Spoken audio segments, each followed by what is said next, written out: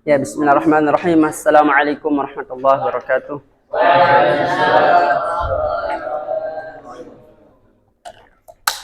Alhamdulillah wassalatu wassalamu ala Rasulillah Sayyidina Muhammadin ibni Abdillah wa ala alihi washabihi wa man wala wa la haula wa la quwwata illa billah.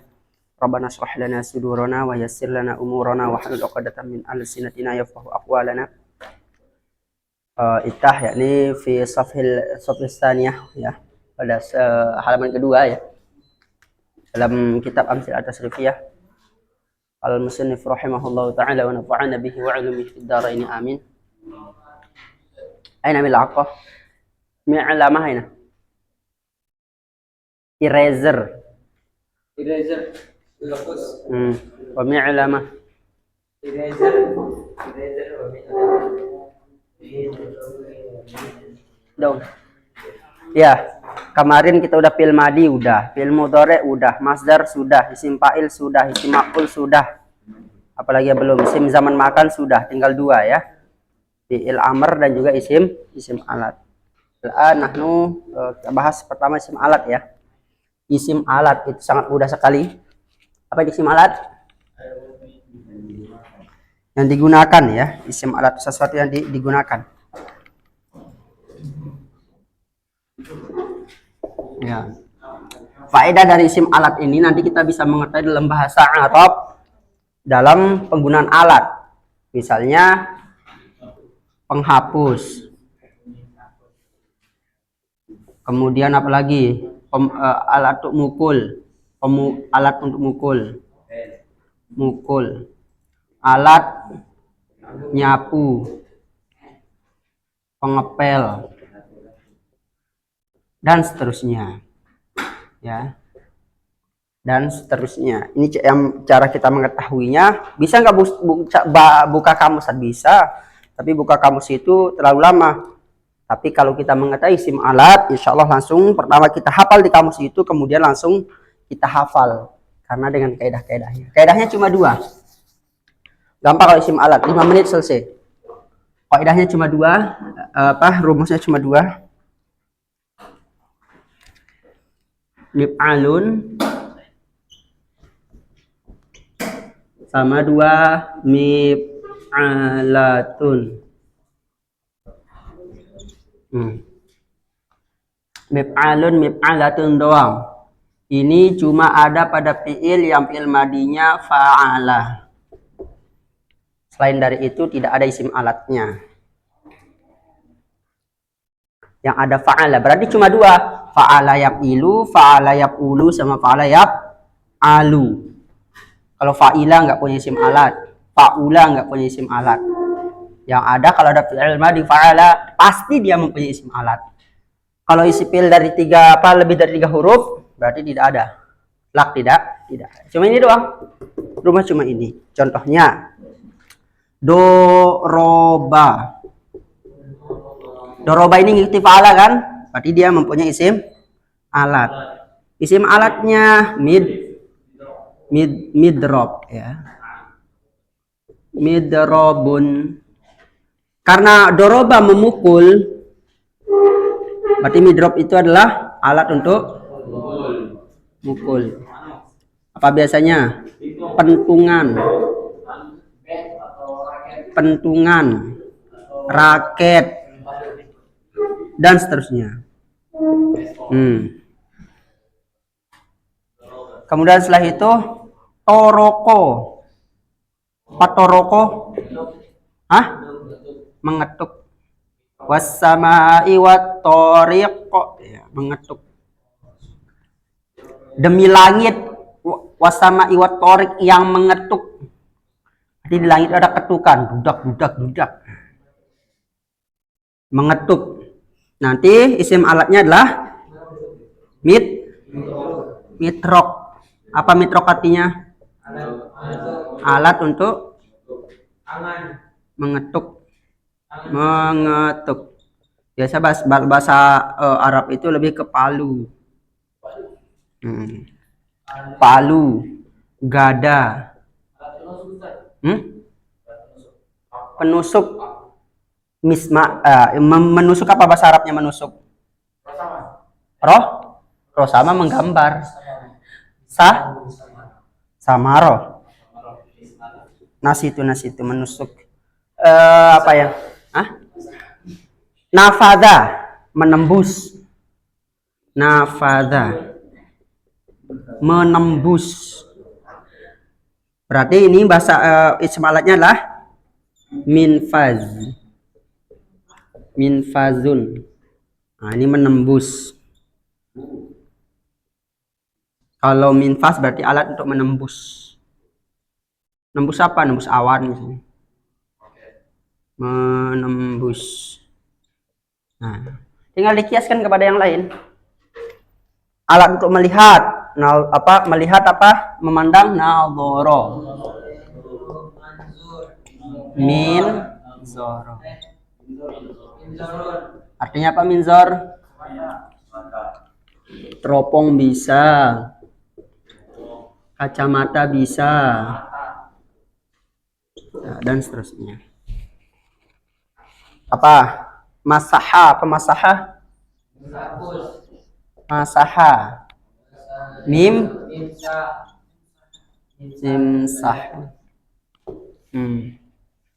Mimsahun. Apa ini mimsah? Apa ini mimsah? Pel. Penghapus bisa.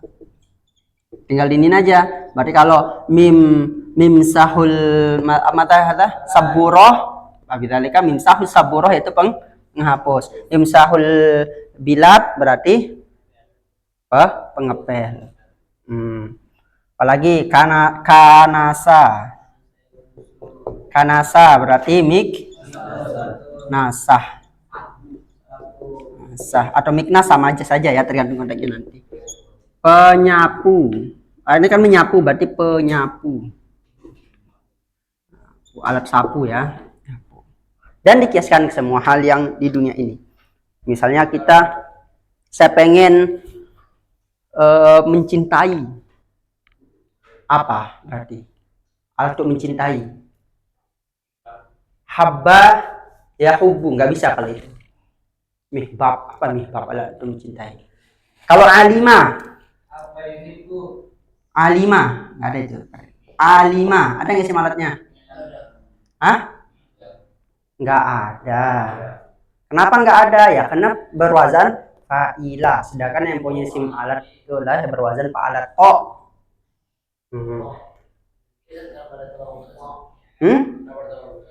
Tamarbutan tergantung konteksnya. Konteksnya misalnya apa? Rumah ada penyapunya. Sebenarnya ini dua konteks ini tergantung kita ya, seenak-enaknya kita. Mau kayak misalnya apa? Wasi' apa artinya? Wasi'ah luas. Sama, tergantung konteksnya nanti apakah ketemu dengan mudzakkar atau muannats. Ini spidolnya hilang. Ini tintanya hilang. Kalau alat untuk menulis berarti apa? Miktab ya. Kataba.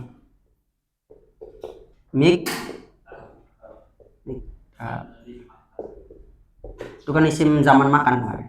Oke. Apalagi fataha.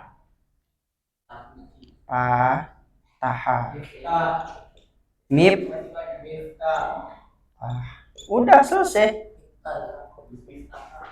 Gus Miftah berarti Gus kunci.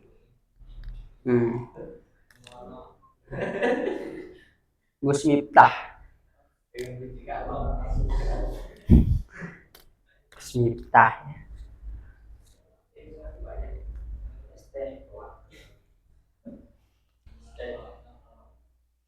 Sebenarnya ya, kaidah ya, kalau ada seorang ustaz ceramah lebih dari sejam, 2 jam, pasti ada kekeliruannya. Dan itu nggak bisa kita hindari. Ustaz kalau dengar ustaz lain ceramah, pasti ustaz nemuin banyak kesalahan. Ketika udah lebih dari 2 jam kalau ceramah. Karena untuk mengontrol secara apa istilahnya itu, mengontrol diri itu agak ini kalau udah lebih dari 2 jam. Makanya selesai kita ceramah itu apa kita bilang? Kalau ada kesalahan itu dari anak pribadi. Kalau kebenaran hanya milik Allah. Atau bahasa lainnya kalau kesalahan dari setan Kalau kebenaran milik Allah. Saya ini cuma apa? Nggak ada kesalahan, jadi gue nggak ada kebenaran. Nah, seperti itu. Nah, saya Gus Miftah, makanya kalau kita ceramah pakai ini, pakai langsung tersebar antara dunia. Nah, itu sangat ini ya. Hati-hati nanti aku jadi penceramah kalau ada ininya, netizennya katanya. Apa bahasanya pembenci itu haters. Ada hatersnya tapi kali Gus Miftah kegedean banget sih itu. Jadi agak sulit ini. Ya. Seperti ini. Tapi biasanya kalau ceramahnya itu banyak salahnya, biasanya itu mencerminkan dirinya. Yang dibahas itu baina surati warupati aja dibahas. Ya emang dia itu ini. Nah. Dia suka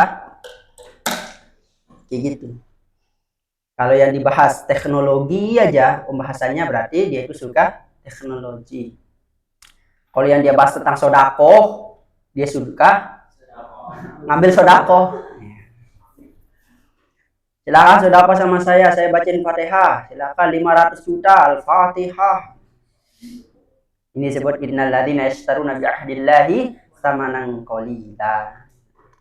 Siapa yang mau ngirimin saya duit, saya bacain Fatihah. Lu ngeri kali. Ya. Kalau alam itu cuma acting saja atau gimana? Seperti itu. Ya. Apalagi yang kalau usah dikit-dikit bahasa hati berarti lembut hatinya. Iya. Sudah sini Aagim. Aagim itu Masya Allah ya. Dikit-dikit hati aja, dikit-dikit hati. Kalau siapa yang ini Ustadz Khalid tentang sejarah aja dibahas, berarti dia suka sejarah. Itu bahasa ininya, sejarah itu bahasa halusnya. Kalau dia nggak jadi ustadz, sukanya apa sih? Ya, itu belum ustadz. Kalau nggak jadi ustadz, jadi nanti ya itu. Sudah serlatih beliau tuh bukan. Kalau kita bisa, antum bisa lihat sendiri lah. Beliau tuh bukan ustadz sebenarnya, sudah serlatih ya. Beliau tuh bukan ustadz. Beliau sendiri ngakui, ya. Bahkan beliau ngaji aja, ya. Antum sudah dengar lah ya. Bahkan ceramah-ceramah beliau itu pendakwah. Bedakan antara pendakwah dengan mubalik penceramah. Ya, ustadz itu kalau bahasa kaidahnya itu yang ngerti ilmu agama. Beliau sendiri yang ngomong, saya tuh nggak pernah mondok dan saya pun belajar S3-nya di mana? Di luar negeri. Itu ini jurusan sosial sama jurusan komunikasi. Makanya ustadz itu sebenarnya meskipun ilmunya dikit, akan tapi komunikasinya mantap, itu luar biasa. Seperti Ustadz Hasan Latif. Beliau itu kalau masalah ilmu agama, bisa diadu jauh, tapi kalau komunikasi itu mantap. Ustadz Hasan Latif itu komunikasi mantap. Karena beliau jurusan apa? S1-nya komunikasi, S2-nya komunikasi, S3-nya komunikasi. PhD gitu. Beliau itu PhD. Kalau ditanya beliau masalah-masalah yang pelik dalam masalah agama, beliau sendiri yang ngomong, dia itu bukan mendalami, tapi nggak konsen ke kesan. Jurusan komunikasi. Makanya seorang ustadz aja, seandainya kalau bisa diputar lagi waktu, kemarin kalau diputar nih 5 tahun, nah kalau bisa diputar 4 tahun atau 10 tahun yang kemarin, anak pengen kuliahnya itu psikologi. Ustadz pengen ngambil kuliah jurusan psikologi. Psikolog itu penting, psikolog itu. Kalau psikolog itu ketika kita ngajar, kita bisa mengetahui karakter seseorang. Karakter dari mukanya udah kelihatan. Bener, psikologi itu gitu. Bukan dia ngeramal, emang bener. Kalau di sini tajam, terus dia itu bawaannya ini, berarti nggak bisa disinggung itu. Langsung bawaannya pengen ayo dikubur. Mau dikubur apa rumah sakit? Kalau dia wajahnya itu dikit-dikit senyum, dikit-dikit ini kocak berarti ya. Itu kocak. Itu salah satu, kalau dia punya anak, dia itu bisa ngatur. Ini kesalahan dari banyak orang tua ya. Bener ini. Kesalahan dari banyak orang tua itu harus semuanya rata. Misalnya dia punya anak 5, dia harus bisa semuanya. Akhirnya digebuk-gebuk anaknya. Kok tetangga itu bisa, kok kamu? Padahal makanan kamu sama. Gitu. Tetangga itu kok bisa bahasa Inggris, kok kamu tidak? Gitu. Padahal kelebihan anaknya itu apa? komunikasi misalnya. Ya kalau game itu bukan kelebihan game ya. Seperti itu, benar. Maka psikologi itu sangat penting. Ada antum mempunyai kelebihan, kekurangan masing-masing. Dan Ustadz pun punya kelebihan dan kekurangan masing-masing. Dan kalau orang di luar, itu mereka kelebihannya itu dia pupuk dari kecil sampai dia tua. Kalau kita, kelebihan kita nggak terlalu diasah, kekurangan kita pengen kita hilangkan. Sehingga nggak bisa. Contohnya misalnya, Lionel Messi suruh belajar matematika atau belajar bahasa, itu sampai kiamat kurang 5 hari, dia nggak bisa-bisa. Lionel Messi itu belajar bahasa Inggris nggak bisa-bisa. Bahasa Inggris nggak bisa-bisa Lionel Messi itu. Dia udah lama di Eropa, tapi untuk bahasa Inggris tuh nggak bisa. Cek aja kalau Messi ngomong pasti bahasa apa? Spanyol. Argentina bahasa Spanyol. Bahasa Spanyol yang apa? Yang bahasanya itu loh. Bahasa Spanyol yang banyak OO-nya itu. Cristiano Ronaldo, Santiago Bernabéu. Nah, itu bahasanya Lionel Messi itu. Nggak bisa dia bahasa Inggris. Karena emang dia itu nol sekali dalam bahasa Inggris. Tapi kalau Ronaldo bisa 5 bahasa. Ronaldo bisa 5 bahasa. Portugal, Spanyol, bahasa Inggris apalagi. Bahasa Arab dikit-dikit. Ya bahasa apa lagi tuh yang Italiano. Ya, dia bisa bahasa Italiano. Kelebihannya tuh hebat Ronaldo dalam masalah bahasa. Dan juga masalah main bola gitu. Kalau Ustadz disuruh main bola bisa, tapi ya gitu. Ya. Seperti itu kelebihan. Jadi orang tua itu sebenarnya harus mengetahui ya, tidak hanya anak itu. Seorang tua harus mengetahui kelebihan anaknya. Oh ini kelebihan anak saya itu begini-begini, sehingga bisa diarahkan ke depannya itu, budak, sampai dia profesor.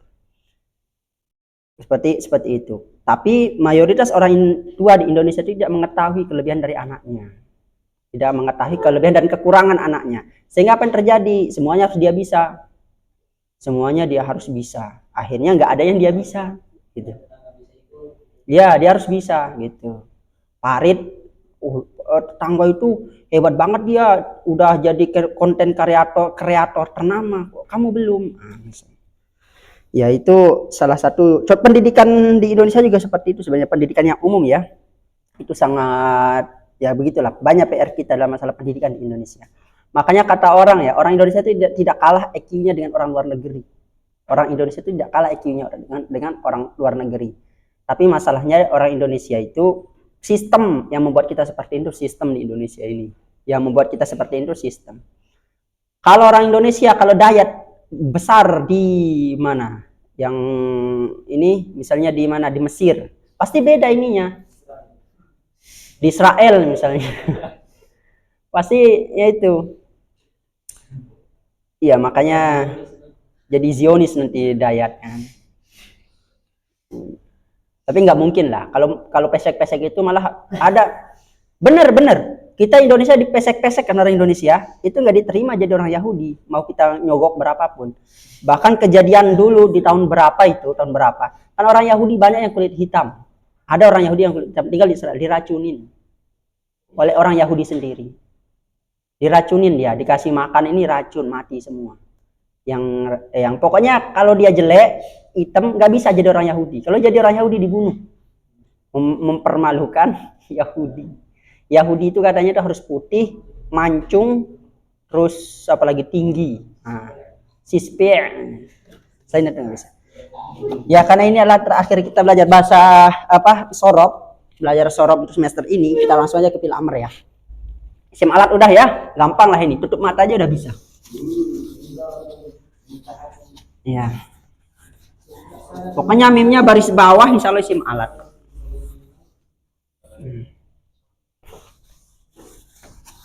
Alat untuk makal, bakti mikal gitu dan seterusnya. Kita ke Fil Amr. Insya Allah Fil Amr udah lah ya dijelasin sama Ustadz yang lain. Kita ulang-ulang saja. Fil Amr, apa itu Fil Amr? Perintah. Fi'il Amr.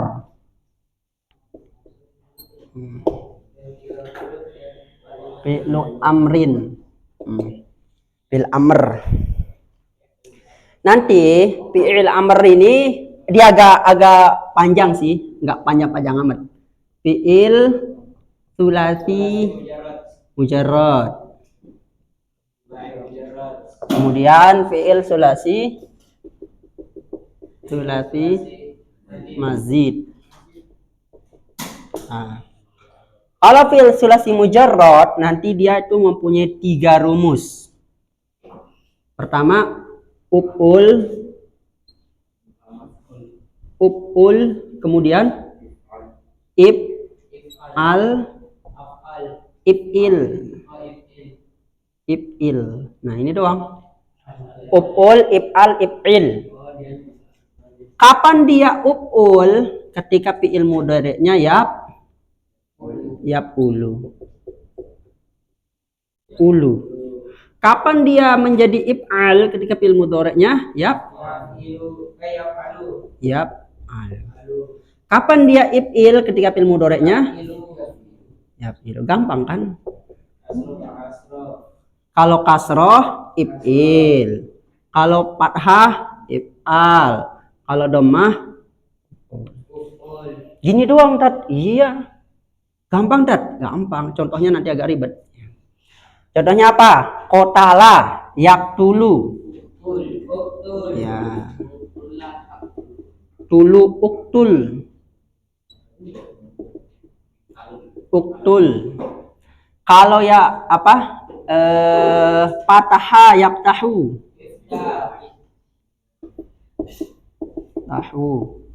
Iftah. Kemudian doroba yadribu. Idrib bi'asaqal bahr. Ya.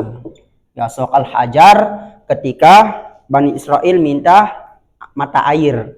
Kalau idrib bi'asaqal bahr ketika membelah lautan. Idrib. Gampang kan? Semua fi'il yang sulasi mujarrad gini-gini aja bentuknya. Kalau alimah tab gimana? Tinggal cari fi'il mudhari'nya alimah. Berarti fi'il amarnya i'lam. Apalagi nadhara yanzuru berarti unzur. Kemudian masahayam sahu hamala yahmilu. Ya gitu-gitu aja. Gampang fi'il sebenarnya sorof itu. Gini-gini doang. Yang agak ribet itu di sini. Di fi'il sulasi mazid. Ada 9, ingat yang kemarin. 3, 4, 5, 6, 7, 9. Oke. Yang pertama, apa yang kemarin? Af'ala. Nanti fi'il amarnya adalah af'il. Kalau af'ala fi'il amarnya lah af'il. Contohnya apa? Adkhala atau akhroja aja yang sering kita pakai. Akhroja berarti fi'il amarnya adalah akhrij. Kok ukhruj? Akhrij. Berarti kalau akhroja apa sih akhroja? Mengeluarkan. Berarti akhrij artinya keluarkanlah. Kalau ukhruj keluar. Kalau keluarkanlah akhrij. Sebagaimana firman Allah, akhriju anfusakum, keluarkanlah diri kalian. Baru pencabutan nyawa. Keluarlah. Dia yang keluar. Tapi kalau akhrij keluarkanlah, ada orang yang dikeluarkan atau sesuatu yang dikeluarkan. Misalnya Fahri, siapa yang keluarin? Berarti apa? Akhrij Fahri, keluarkanlah Fahri. Farid misalnya. Mirip-mirip namanya Fahri Farid. Mana Fahri ini? Oh iya. Akhrij Fahri. Beda kan dengan akhrij Fahri dan ukhruj Fahri. Kalau bilang ukhruj Fahri, Fahrinya yang suruh keluar. Keluar Fahri, keluarlah. Kalau akhrij Fahri, ada orang yang disuruh untuk mengeluarkan Fahri. Akhrij, keluarkanlah. Siapa yang disuruh? Fahri atau orang lain? Orang lain. Makanya memahami Al-Quran butuh sorob ya, sehingga kita bisa mengetahui makna yang sesungguhnya. Contohnya apa? Yang lain.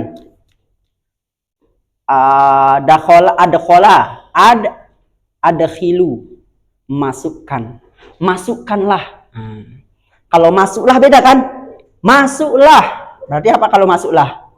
Udkhul. Masukkanlah. Nah, apa dimasukkan? Apa misalnya itu? Masukkan video ke Instagram. Berarti ketika Ustadz merintahkan Parit untuk masukkan video, berarti apa? Adkhil video. Nah, masukkanlah video, bukan udkhul video, masuklah video. Ngapain nyuruh video masuk? Kan dia nggak bisa ngapa-ngapain. Video disuruh masuk, masuklah video, ya kan jadi orang gila kita nih. Af'ala, kemudian fa'ala. Fa'ala nanti fil amrnya adalah fa'il. Contohnya qatala. Qatala berarti qatil. Ya. Qatala artinya adalah saling memerangi, perang. Perangilah. Qatil, perangilah. Kalau banyak kita suruh qatilu fi sabilillah. Kalian berperanglah di jalan Allah. Qatil. Murojaahlah berarti roji'. Dan seterusnya. Selanjutnya apa di sini? Af'ala, fa'ala, fa'ala. Fa'ala. Nanti fil amrnya adalah fa'il. Fa'il. Contohnya apa? Yang terkenal apa? Fassara. Fassara. Berarti fasir. Fasir. Tafsirkanlah. Fasir. Fassara, fasir. Udah naik aja deh ini di sini. Oke, kemudian tafa'ala. Sebenarnya Ustadz bagus tulisannya, tapi harus dibengkokkan dulu ininya. Bener, harus dibengkokkan dulu papannya. Tafa'ala. Tafa'ala. Nanti rumusnya adalah tafa'al, ya. Tafa'al. Contohnya takallama menjadi takallam. Takallam ya akhi. Takallam ya akhi. Takallam. Apalagi ta'allam. Ya, belajarlah. Takabbar. Sombonglah. Enggak. Sombong pada orang sombong sedekah, ya. Sombong pada orang sombong itu sedekah, itu perkataan ulama, ya. Kenapa? Masuk logika juga. Dia bilang, saya punya rumah, nggak ada yang lebih bagus rumah saya, rumah dibanding saya, katanya. Langsung dibalas sama dia, saya sebenarnya rumah saya kecil sih, tapi ada 15. Langsung diem dia yang sombong itu. Oh iya ya. Kecil aja sih, nggak ada yang tingkat-tingkat, tapi 15 di Makassar 1, dekat bandara, terus di SCBD. SCBD kalau antum tahu di Jakarta SCBD itu orang udah gemeteran. Pokoknya SCBD itu orang-orang terkaya di Indonesia di sana. Ya rumah kecil sih di SCBD, ya cukup untuk 15 orang. Misalnya SCBD itu Jaksel. Pokoknya di Jakarta itu yang paling kaya itu Jaksel. Nah di Jaksel itu yang paling kaya itu SCBD.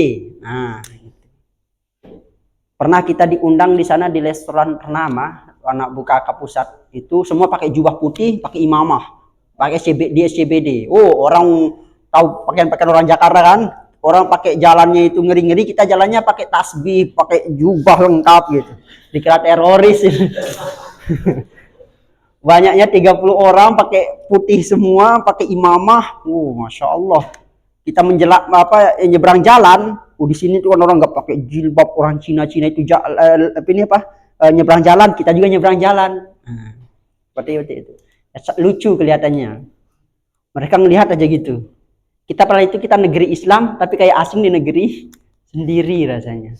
Di SCBD itu emang Masya Allah ya, semuanya ada di SCBD, masalah-masalah keduniaan semuanya ada. Ya nanti kalau untuk bercita-cita ya itu buat rumah di SCBD ya, cita-cita terbaik antum buat rumah di SCBD, buat pondok di SCBD bisa itu digerebek sama BIN terus, Badan apa Intelijen Negara. Kalau di sini apa yang paling kotanya? Makassar ya. Di Makassar apa yang paling elit di Makassar? Daerah mana?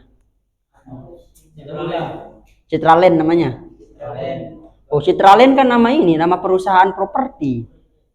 Di Jakarta juga banyak Citralen. Adam?